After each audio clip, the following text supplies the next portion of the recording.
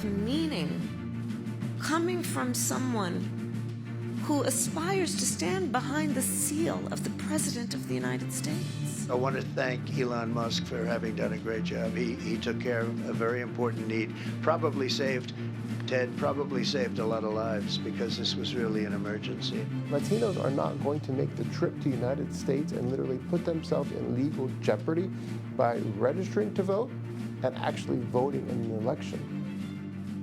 Hello, everyone. I'm Major Garrett in Washington. Welcome to America Decides. Former President Trump and Vice President Harris are campaigning in a combined 4 battleground states today, with just 15 days to go before Election Day. Former president is making several appearances in North Carolina, delivering remarks in Concord, a suburb of Charlotte, tonight. That's after he surveyed damage from Hurricane Helene in Asheville and then held a rally in Greenville. Meanwhile, the vice president is holding her own campaign event in Brookfield, Wisconsin this evening after stops in Pennsylvania and Michigan. And early in-person voting kicks off today in 7 states. Voters in some areas of Florida can also begin casting their ballots in person today. As of this afternoon, 15.3 million Americans have voted early so far. Weijia Jiang and Robert Costa join us now. Weijia is at the White House. Robert is in Concord, North Carolina, with former President Trump. Weijia, I want to start with you. The vice president is on the road today with former Wyoming Congresswoman Liz Cheney. Why, and what's the import of that?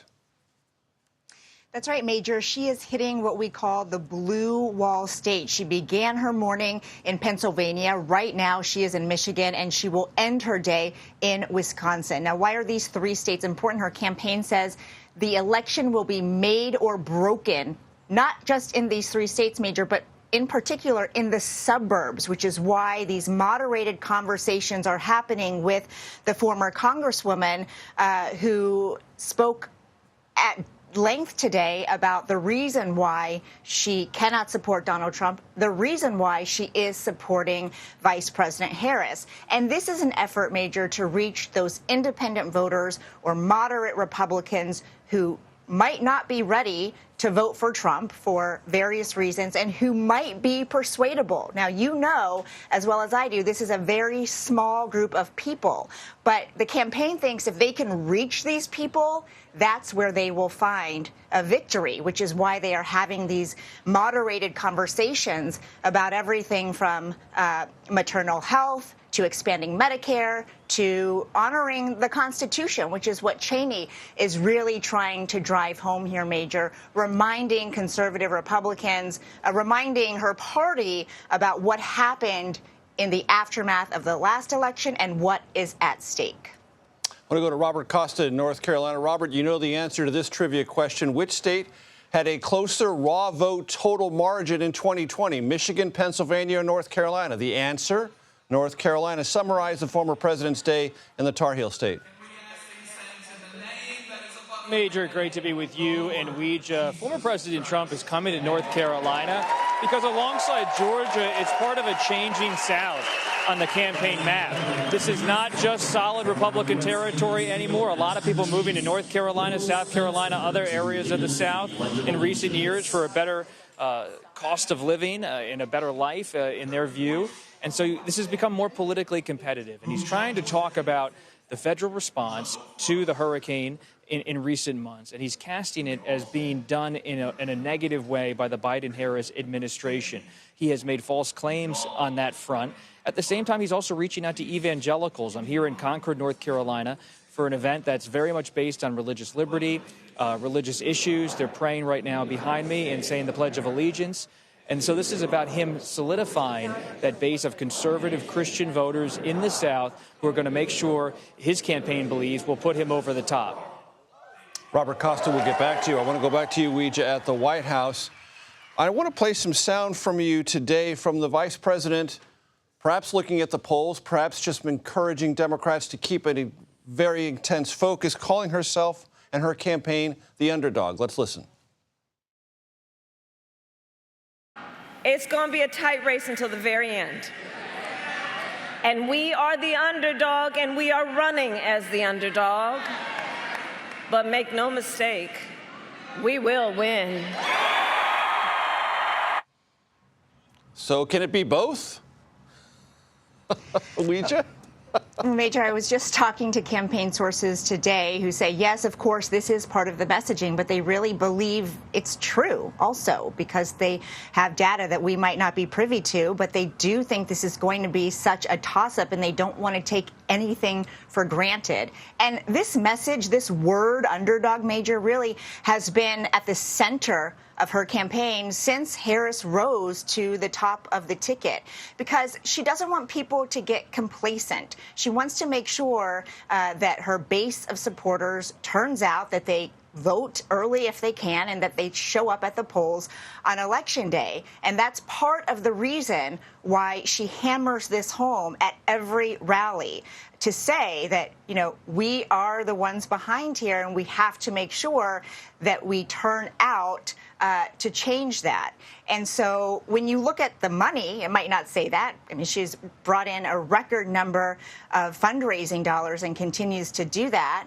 But money is only one aspect, a very important one. But there are other things to consider. And I am told that she really feels like the underdog because, you know, as vice president, perhaps she has not resonated with people as much as the former president has. Of course, the vice president does not always get the center of attention by design. And so that's why, you know, we hear this messaging over and over. I want to go back to Robert Costa in Concord, North Carolina. Robert, as you remember in 2016, one way that the former president, then candidate Trump, described the Access Hollywood tape was locker room talk. Well, this weekend in Pennsylvania, we got some actual locker room talk from the former president in remarks that his campaign said before they were delivered were supposed to be part of the closing argument. I want to play for the audience some portion of that closing argument locker room talk. This is a guy that was all man. His man was strong and tough. And I refuse to say it, but when he took showers with the other pros, they came out of there, they said, oh my God, that's unbelievable. So you have to tell Kamala Harris that you've had enough, that you just can't take it anymore. We can't stand you. You're a vice president. The worst. How does the campaign believe that it advances its cause with profanity such as that? I haven't heard one campaign source talk about it advancing the cause in any way. It's Trump being Trump. Over the years, Major, you've interviewed former President Trump quite a bit. I've done the same. I've had actually many interviews over the years that have veered into the topic of golfing great, the late Arnold Palmer, who he brought up in a vulgar context on Saturday in Pennsylvania. He also used an expletive to talk about Vice President Harris. Nothing new from 2016 or 2020. What is a view inside the Trump campaign is that Trump's character, conduct, his language is already baked into the electorate's view of the former president, and that the threshold for shocking or alarming voters about something Trump says or does is extremely high after nearly a decade on the presidential stage as a candidate, president, and now candidate again. And Robert, does that play into what is clearly a messaging and mobilization effort of the Trump campaign on the quote-unquote bro side of the demographics in America, meaning macho men getting male voters who are either lightly attached or have never voted before to show up? No, there's no concerted effort to use Arnold Palmer stories or curse words to appeal to younger men who might get their news from podcasts or other non-traditional media sources. It is a campaign strategy to have Trump appear on those kind of platforms and programs. But at the end of the day, the candidate is not in any way intertwined with this strategy in terms of his rhetoric and his performance. The way it's put to me by so many Trump advisors is they're almost riding the wave of Trump's behavior and trying to use it as a way to maybe appeal to a wider group of younger people who aren't always familiar with his style, but they're in no way directing Trump in any particular direction. Not intertwined rhetorically with the campaign strategy, said beautifully by Robert Costa. Also our thanks to Ouija Jang at the White House. Thank you very much. Michigan Congresswoman Debbie Dingell was one of the Democrats in 2016 who warned well, that there just might be cracks in that supposed blue wall for Hillary Clinton. The Congresswoman joins us next to assess the state of the Harris-Walz campaign in Michigan. That's next. You're streaming America Decides. I loved Hillary and Bill. You know that. They were friends. Yep. They said they should have listened to me later. You got to go win those union. We all have to go win those union halls. Welcome back to America Decides. That was some of my conversation on the takeout with Michigan Democratic Congresswoman Debbie Dingell way back on September 29th. Feels like a couple of lifetimes ago. Dingell saw trouble earlier than most for Hillary Clinton in Michigan. That was back in 2016. Congresswoman Debbie Dingell joins us now for a take on where things currently stand. She joins us via Zoom from Ann Arbor, which, if you are curious, is in Washtenaw County, Michigan. Debbie, it's great to see you. I know it's close in Michigan. Do you detect momentum in one direction or another presently? Major, it's good to be with you. And to be perfectly candid, it's tight. It's just absolutely tight. And who turns out, who votes, is really going to make the difference. And I could not make a prediction right now. Whose ground game looks better to you? Well, the vice president's ground game is very strong. The voter contact is there. She's been here. You feel the energy in that. But Donald Trump has been here multiple times. J.D. Vance is here. I don't think, quite frankly, they have the ground game that Democrats do. But there's been a little reversal this year in the election in that Democrats have more money than Republicans do, and normally Republicans have more money than Democrats do. But a Trump voter is a strong, motivated voter, a mega voter is, and the energy is there. And a lot of people forget that the vice president's really only been the candidate for 2 months. They're getting to know her. Everybody's sick of the advertising. They're sick of this campaign. And it's really coming down to who votes. And we've got to turn out our votes. And Debbie, when you think about this race as compared to the alarm bells you were ringing in 2016, what's different? So, I've been thinking about this a lot because at this point I had said to you, she's going to win and nobody believes me. 2020, I knew that Biden was going to win and I felt comfortable. I think what's different now is that I'm still watching a lot of people try to get to know who she really is.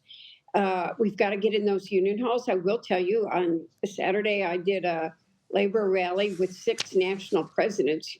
In 2016, national presidents knew they had a problem in their union halls, but they didn't want to admit it. Now, the union leaders are in talking to their membership, doing that comparison. They don't, a lot of union members believe everything that Donald Trump tells them and has no idea of what the real record is. How many jobs were lost in just Michigan, 89,000 during the Trump administration, the plants that were closed, the fact that he says he's not going to pay overtime, but the reason he's not going to pay overtime is he doesn't think we should pay overtime. So there's a lot of education that's really being done right down to the last minute. And Debbie, you mentioned that there's still some gap between knowing who the vice president is. Is there time to close that gap of understanding or appreciating or getting a sense of who the vice president is? Yes, I think you're seeing her do it. You've seen her. She's been in Michigan a lot, and she's back. She's in Michigan right now. She's coming back later in the week with Michelle Obama. President Obama is here tomorrow. I think you're seeing a lot of what needs to be done.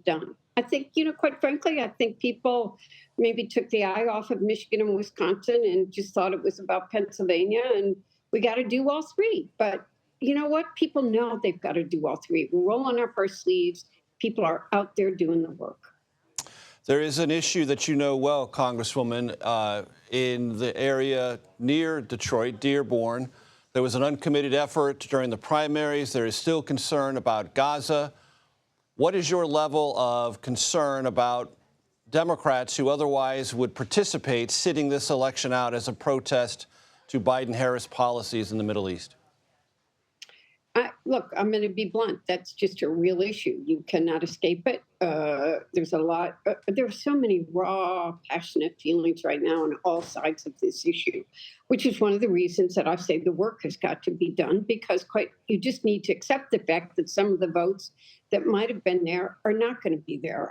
You keep trying to talk to people, have them understand that Donald Trump, one of the first things he did is to try to do a Muslim ban. He talks about incarceration camps. He talks about all of that, but we've got to make up those votes in other places, which is why it is so important that we turn out the votes, and we just have to do it. Is Jill Stein a factor in Michigan? Yes. She was, she did a rally in Dearborn last week. She was on the University of Michigan's campus. A vote for Jill Stein, in my mind, is going to be a vote to help Donald Trump. But third-party candidates have notoriously caused problems in Michigan. So we've got to, it's not, I understand why people are voting for Jill Stein, but she's not going to, the reality is, and I say this with all due respect, she's not going to win the presidential election. And people really need to think about what the next 4 years will be about and what the contrast is in these two candidates. Always a candid conversation. Congresswoman Debbie Dingell, thanks so very much. Thank you. Overnight, Israel carried out airstrikes across Lebanon. The new attacks come just a day after a Hezbollah drone targeted Israeli Prime Minister Benjamin Netanyahu's home. CBS News foreign correspondent Remi Inocencio is in Tel Aviv with the latest. Major good evening. Tension across Tel Aviv today. Israel's military downed 5 Hezbollah drones over the Mediterranean Sea, and flights were halted at Ben Gurion Airport for a short time. And separately, just after sunset, we heard a boom rumble across the city. Moments later, the IDF sent out a notification that it was a projectile crossing from Lebanon, but that it then fell in an open area someplace in central Israel. Now, all this happening as Secretary of State Antony Blinken is expected to land here in Tel Aviv imminently for his 11th time since Hamas attacked last year in order to try to resurrect a ceasefire deal. Meanwhile, President Biden's special envoy, Amos Hochstein, is back in Lebanon for what he said was his 6th or 7th time there. He landed just after Israel's military launched airstrikes on dozens of facilities used to finance Hezbollah. A U.S. official told CBS News that he is there to try to find an end to the conflict. And today he did meet with the Lebanese speaker, Nabil Berri. And that is notable because he is aligned with Hezbollah. Blinken, meanwhile, is expected to shuttle around the Mideast, perhaps to Qatar and Egypt too, since they have been mediating countries through the end of this week. Major. Remi Inocencio, thank you. Non-citizens are not voting in this election. Let me say that again. There is no evidence non-citizens are voting in this or previous elections. Next, what officials are doing to try to combat widespread falsehoods on this topic. That's next. You're streaming America Decides.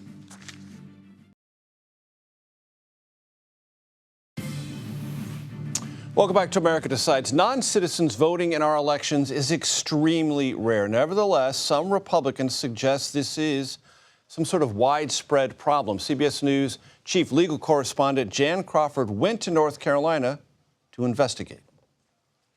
Last month, the Republican National Committee's Protect the Vote tour rolled into Raleigh, North Carolina with a message. Only American citizens can vote. To find or stop potential illegal voters, Republicans have filed lawsuits across multiple states, including this one in North Carolina, arguing improperly managed voting lists could open the door for significant numbers of non-citizens to vote. The North Carolina Board of Elections is refusing to take the steps to take illegal immigrants off the voter rolls. Echoing political message of the Republican nominee. And a lot of these illegal immigrants coming in, they're trying to get them to vote. It is a lie. It is a myth. But Democrats like Juan Perrano, head of the Latino advocacy group LULAC, don't see it that way. Why would a non-citizen vote? Latinos are not going to make the trip to the United States and literally put themselves in legal jeopardy by registering to vote and actually voting in an election. Non-citizens have registered to vote in the past. Since the last election, several states have taken steps to remove thousands of potential illegal voters from their rolls. But officials say the number of non-citizens who've actually cast votes in federal elections is minuscule. North Carolina identified less than 50 in its most recent audit, although that was in 2016. So usually this is a total non-issue. We don't believe that there's any proof at all whatsoever that this is a widespread issue. It is illegal to vote if you are a non-citizen. Don't risk your American dream. The fight to clean up voter rolls and prevent non-citizens from voting is a focus of conservative election integrity groups who are distributing mailers and hosting in-person events. They are voters that are most likely to be ineligible or illegal. Jim Womack is leading a team of more than 1,800 volunteers in North Carolina who are combing through voter rolls to identify what they consider suspicious voters. And you're trying to come up with county-by-county lists. It's a list of suspicious voters. Again, not necessarily illegal or ineligible voters, but people that hit our suspicious list. CBS News obtained a video of Womack discussing how to identify those suspicious voters. We showed it to him to get his explanation. If you've got folks that that were registered and they're missing information, and they were registered in the last 90 days before the election, and they've got Hispanic-sounding last names, that probably is a suspicious voter. But why would you single out Hispanic-sounding last names? In that case, I would have to listen to the full context. The Hispanic-sounding last names certainly is not exclusive. Anyone who is lacking the required information, we certainly would consider them as a suspicious voter. We are trying to find every illegitimate voter and to challenge the ones that shouldn't be voting. Womack says he expects his group to challenge at most a few hundred voters. Still, activists like ProAnno question their motives. If they have to contest these elections, what they're going to go back to is non-citizen voting. They're laying the groundwork now to contest the election in November. Delighted to have Jan Crawford here at the table for more on her reporting. Walk us through what you have learned and the actual statistical incidence of non-citizens participating in U.S. elections. Well, I mean, I think the one thing people agree on, if you can agree on anything, is that it's illegal to vote if you're a non-citizen. It's against the law, federal law, and it hardly ever happens, right? So that's the issue. And just because you show up on a registration list does not mean you're a voter, because in many states that allow undocumented persons to obtain a driver's license, you can automatically become registered. You may not even be aware of that. That doesn't mean you intend to vote or ever have voted. And I think, Major, you just hit exactly the point. And that's where a lot of the confusion has come in, because people see, like, well, what about 6,000 in Texas? And what about, in Alabama and in Virginia? Those are non-citizens who ended up being registered to vote, perhaps unintentionally, because, as you said, you can get a driver's license. And, if you don't check that box that you're a citizen, then you can end up on a voter roll. And that's why we've seen different states flag those voters and try to take them off the rolls. But we've also seen some Republicans, including the former president, try to make this a big political issue to suggest that non-citizens are voting in numbers that would, be so extreme that it could potentially affect the outcome of the election. And obviously, you've seen Democrats push back strongly on that. And I mean, we got some resistance even among Republicans in North Carolina, including the man that we spoke to. He's got about 1,800 people. I think they're mostly senior citizens sitting at home on their laptops, going through some of these voter rolls, voters that maybe didn't provide the required information. And they're looking to try to see if there's any non-citizens on the rolls. And if they think they found one, then they're going to throw a red card, to use some sports analogy, and try to challenge it after the election as a potential non-citizen voter or an illegal voter. They're not just looking at non-citizens. They don't think they're going to find that many. I mean, even they concede maybe 200 at most. And, I mean, do we think North Carolina? I think probably. If it's going to be that close, we're going to be talking about a lot of other things there. But it has led to confusion. And Democrats believe that that's part of the plan, right, to create confusion and potentially sow doubt. Right. Jan Crawford. And she mentioned possibly 200. North Carolina was decided by more than 74,000 votes for former President Trump in 2020. Just keep that in mind. It's close to Election Day. Where candidates go? Well, it says a lot about their intentions and whether they believe the map needs to be exploited. Next, CBS News Executive Director of Elections and Surveys, Anthony Salvanto, joins us to break down why the candidates are going to certain cities in those closely contested states. You're streaming America Decides. Welcome back to America Decides. It's not a surprise Vice President Harris is in Pennsylvania, Michigan, and Wisconsin. What's interesting is where she's going and why. And for answers as to what that's about, I want to bring in CBS News Executive Director of Elections and Surveys, your friend and mine, Anthony Salvanto, to find out. Anthony, break it down. Sure. Oh, I'm here at the map where you and I are going to spend quite a bit of time on election nights, I figured. Hours upon hours. Hours upon hours. All entertaining. All yes, entertaining. all riveting. Though, that goes without saying. So, look, let's break out the map. The short answer to your question, Major, is that's where the votes are. In particular, for a Democrat, right? So if I pull up, let's say, the 2020 presidential race, where Biden won Wisconsin, and you see the red and you see the blue, but what I like to do, and we will do, is say, okay, let's make this map in 3D, and that the higher bars are going to represent more votes. And what you're going to see here when I do that is that in places like Milwaukee, in places like Madison, that's where you get large Democratic margins, right? So it's about turnout. In this case, you got 180,000 more votes for Joe Biden out of Milwaukee. Kamala Harris is going to need to replicate that in many ways, right, to offset how well Republicans do throughout so many other counties in the state. But there's another part of this, too, that I wonder about, and that is a lot of these areas around Milwaukee are Republican areas, as you can see in the map here. She's going to try maybe to pull off some of those Republican votes, maybe get some ticket splitters. We'll see how well she does. But what I want to do is show you guys then the way in which that might break down and the way in which she might be able to find ticket splitters. Let me pull this up here. Okay, this is the 2022 races in Wisconsin, and what you see doesn't look like big numbers, but you see that the Republican Senate candidate at the time ran ahead of the Republican gubernatorial candidate at the time. Does that tell you that there may be some Republicans willing to cross over and vote for a Democrat? Maybe the campaign thinks so, but that's what the numbers say, and that may be one reason why they go to a particular place, Major. Anthony Salvanto, thank you. And a quick reminder, if you enjoy the takeout, as I know you do, Anthony Salvanto is our special guest this week. Check that out on all podcast platforms. I want to bring in our political panel, Shelby Talcott and Hugo Lowell. Shelby is a political reporter for Semaphore. Hugo is a senior political correspondent for The Guardian. Hugo, I want to start with you. Great to have you here. You had a piece over the weekend about issues potentially for the Trump campaign in its canvassing, its get out the vote efforts in Arizona and Nevada. Summarize those for the audience.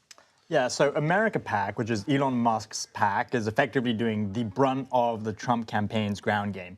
They have by far the largest presence in each of the battleground states. And so, we decided to have a look at how effective that get out the vote operation is going.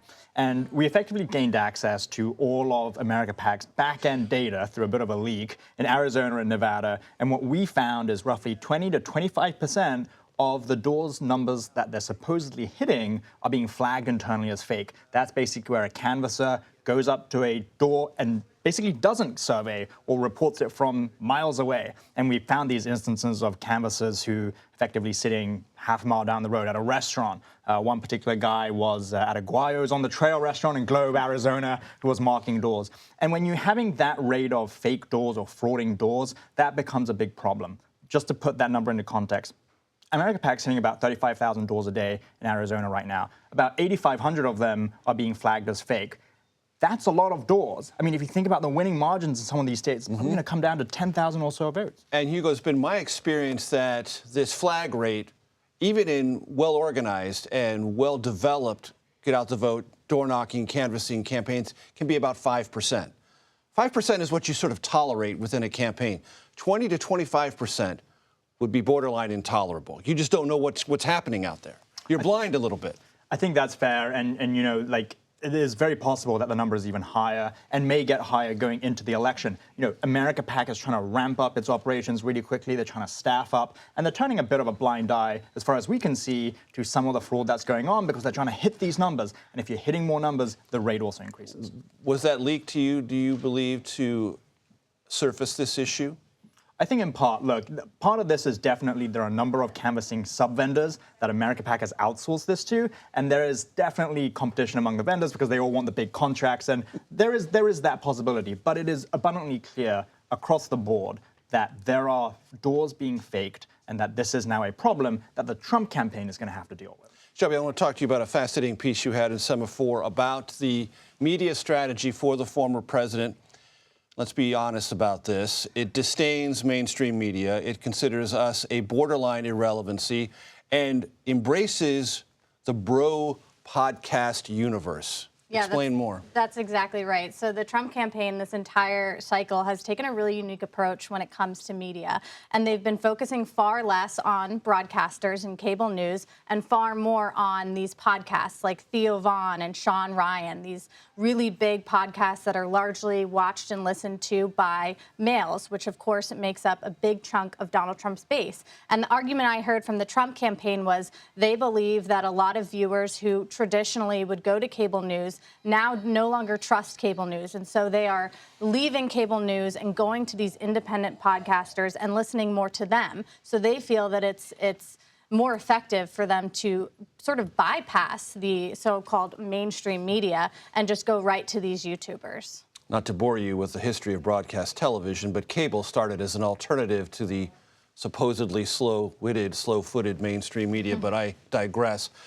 Shelby, what I found fascinating about your story, among other things, was the obsession, maybe that's too strong a word, that the Trump campaign has with the comment sections of these podcasts.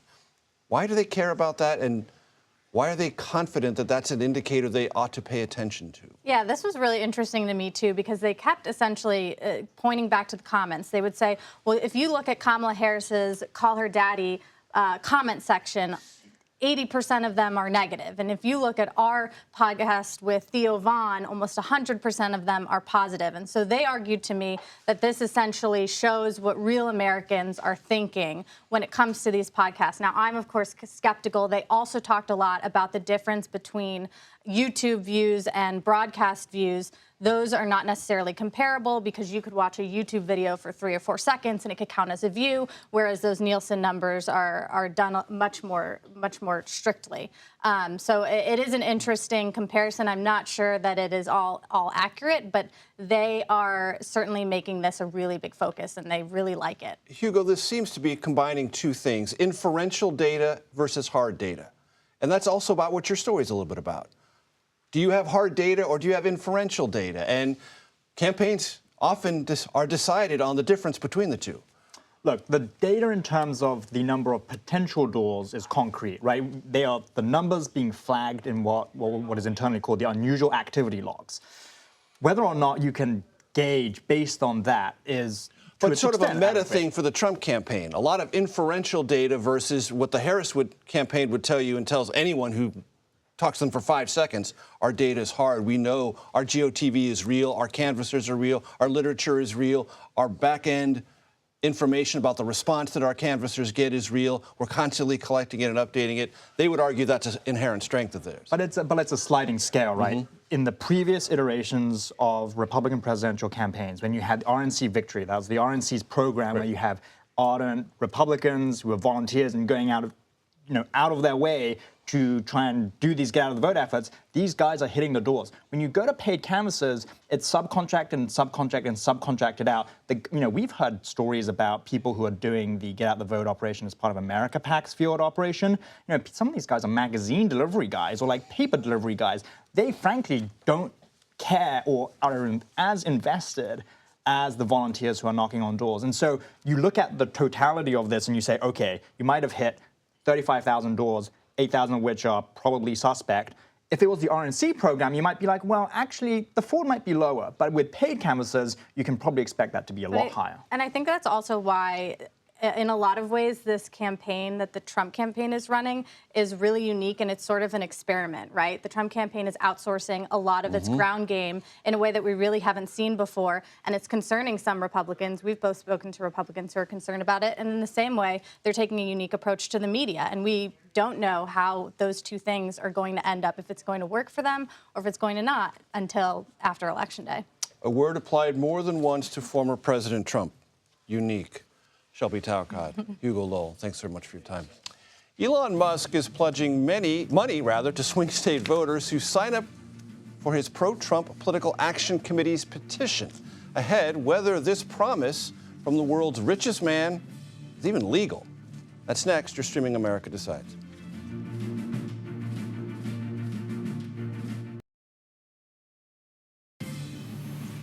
Welcome back to America Decides. Pennsylvania Governor Josh Shapiro is calling for an investigation of billionaire Elon Musk for potential election law violations. This weekend, Musk announced that he is giving away randomly $1 million every day through November 5th to a swing state voter who signs a petition for his pro-Trump Political Action Committee. Musk has already committed more than $75 million to a super PAC supporting the re-election of Trump. Theodore Schleifer joins us now. He's a campaign finance reporter for the New York Times. Theodore, great to have you with us. Thanks for your time. Is this thing that Musk is doing legal? We do not know because obviously, Major, this has never been done before. We have seen plenty of sweepstakes in kind of modern political campaigning. Donate $1 and you'll be entered to win, a boat tour with the candidate. So that happens all the time. I mean, the payout here is way bigger than we've seen before. And the key thing legally is what voters in Pennsylvania now are being asked to do really depends who you ask. Are these people being asked to register to vote in exchange for the chance to win $1 billion? Because that seems to be illegal. Or are they just being asked to sign a petition? Who doesn't like to sign a petition? Maybe you win $1 million. But it just so happens the petition is only open to registered voters. So, critics would say that this $1 million is an inducement to register to vote, and that, in their view, would be illegal.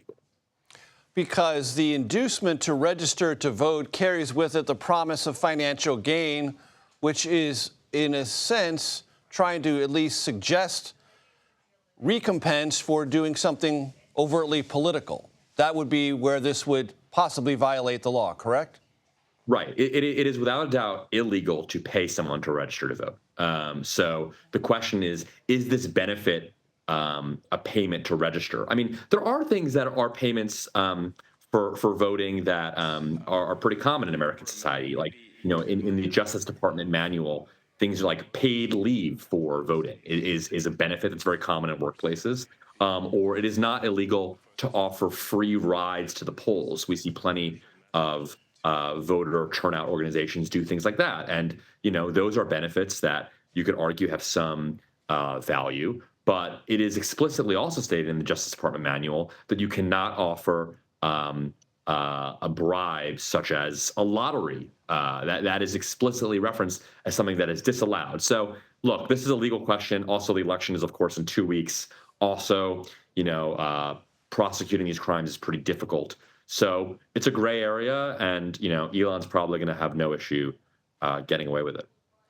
And there's a sense, Theodore, at least from me, that Musk would like nothing more than someone to come after him on this. Maybe, yeah. I mean, it's not a... See what they're doing? See what they're doing? I can't even get people to register to vote without them coming at me or some sort of thing. They're trying to help people pay for their dinner with $1 million. What a mensch. So one thing I'd like to ask you about, Theodore, as you do this work, because people get involved in politics for all sorts of different reasons. Elon Musk has many companies: Tesla, SpaceX, Neuralink, Twitter X. And according to a graphic that appeared in the New York Times, and perhaps you had a hand in this, 5 cabinet departments and 6 independent agencies are either investigating or involved in regulatory oversight of all these Musk-led companies. It seems like he has a lot at stake if Trump wins. Sure. I mean, Elon has joked that he'll be in prison if Harris wins. I don't know about that, but clearly, look, I mean, not the first time that a mega donor has had business interests before the government. I think what is notable is just how involved Elon himself has gotten in this campaign. I've covered donors for a decade now, not uncommon for a rich person to want to approve an ad or at least see an ad beforehand or, want to sign off on big strategic decisions. But right now you're showing on the screen, here's Elon speaking at a rally, right? I attended a Elon town hall, one of those town halls the other day in Pennsylvania. He's clearly involved himself in this campaign in a way that suggests that he feels the stakes. Does he feel the stakes personally in terms of kind of all those federal investigations? Probably. He also says the stakes for democracy, in his view, are profound as well. So yes, Elon Musk cares who wins in 2 weeks. And just based on what you just said, Theodore, as I think one of the things that's distinct about this is the obviousness of Elon as compared to other big donors?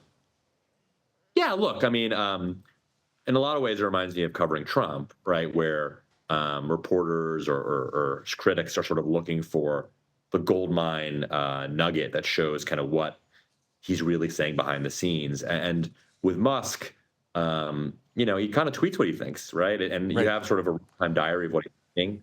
Like, for instance, there's been a lot of questions about what's going on in his super PAC. And earlier this fall, Elon Musk tweeted, like, I'm looking into the problem, something like that. Like, you don't need to find what he's saying privately. He says it publicly.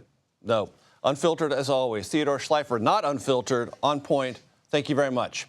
We've heard a lot about the border this election cycle, but what do Americans who actually live near there have to say? One of our reporters is spending this week touring towns located near there to find out. That's next. You're streaming America Decides.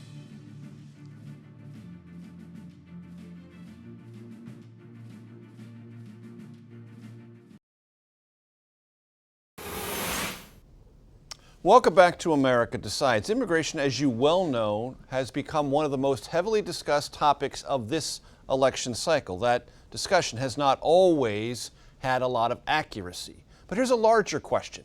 How does this issue impact Americans who actually live along the border? And how does that compare to how this issue is discussed in Washington? CBS News is touring several towns located along the border over the course of this week. Our own Omar Villafranca began this trip yesterday in McAllen, Texas.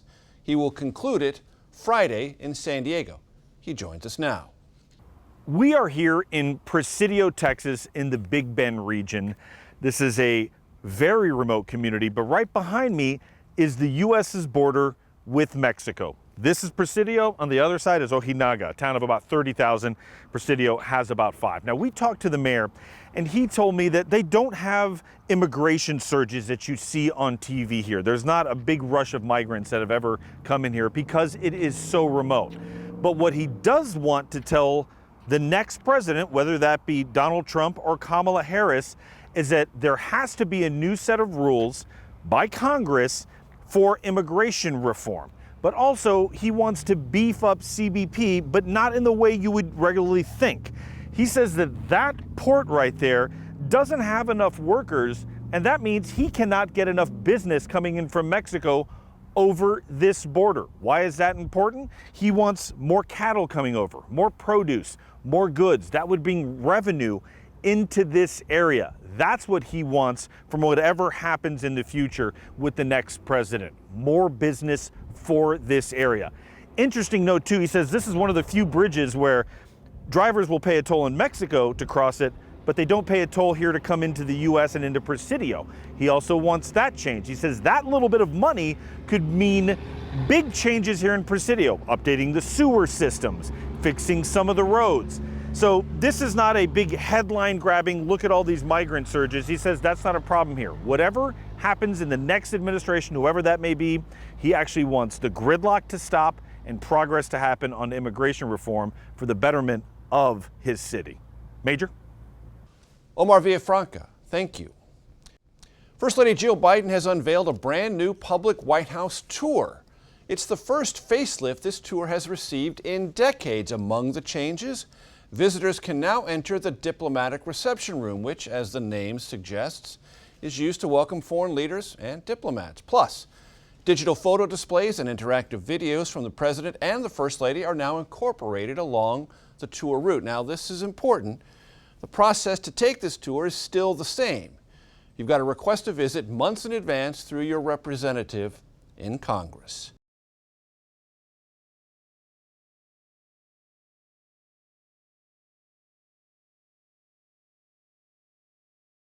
That does it for today. We'll be back with another edition of America Decides tomorrow at 5 p.m. Eastern. The Daily Report starts right now.